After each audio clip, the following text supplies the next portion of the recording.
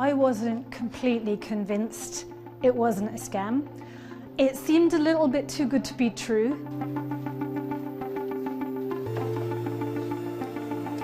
But even when I wasn't sure if this was for real, it wasn't that expensive and it de-risked it. At any point I was only exposed for €100 or so at a time, whereas I looked at a lot of countries and it was a much more significant investment of time and money for me as a founder.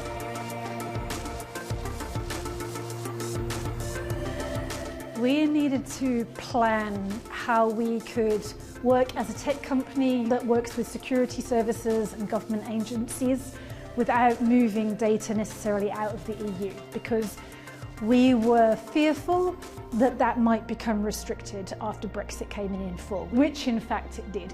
So we made all the preparations that we could to run the UK and the EU companies in parallel, and that's actually working out really well.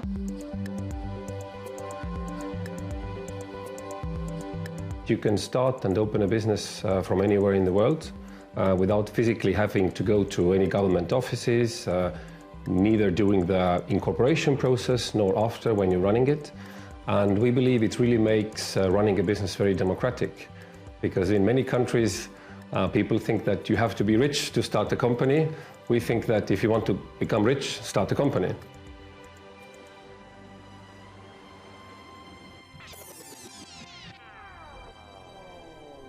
This is the e-residence ID card. This is a national ID card of Estonia. And as you can see, one of them doesn't have a picture. So it is not the travel document. But in the digital world, online, they are totally equal.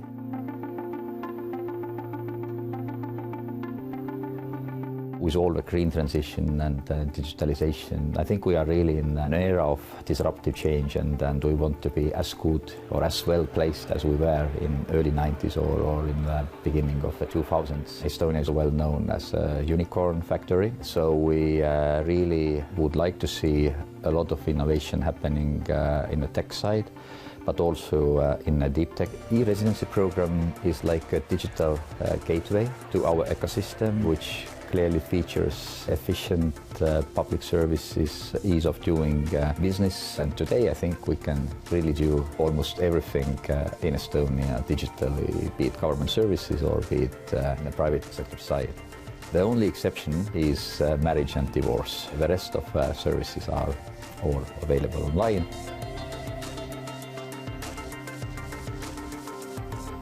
And of course, we expect it to start growing even more as the companies mature and become either more profitable or decide to hire more people here in Estonia. We have an aging population, so to grow an economy when your own population is not growing, you can't do that forever. You need to be able to get more people in, to get more businesses in.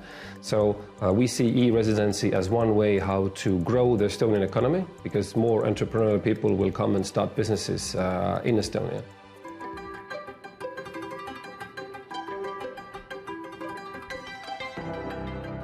Many e-residents are from pretty far away places, maybe countries with which we don't have so many natural connections with as with our natural neighbors, geographic neighbors. So that really adds the diversity. We actually have a bit of a 50-50 mix between European Union and third countries. We have e-residents from 179 different nationalities. So that's almost like United Nations. So it's really very broad. Ukrainian nationals have been in the top, or one of the largest groups as well, before the war started.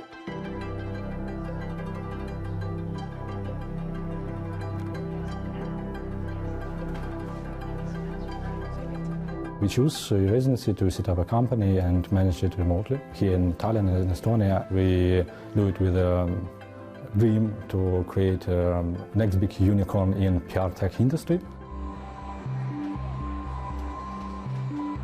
E-residency for me is community, firstly. There are people who are really inspiring, who are well-educated, who are thinking out of the box. I just reflect that energy from them, from that community, because when there is war in our country, there is nowhere where you can take this inspiration to work, to support relatives who are still in Ukraine, to support our colleagues who are still in Ukraine, because we understand that only our support and our confidence in the future will help them to stay strong.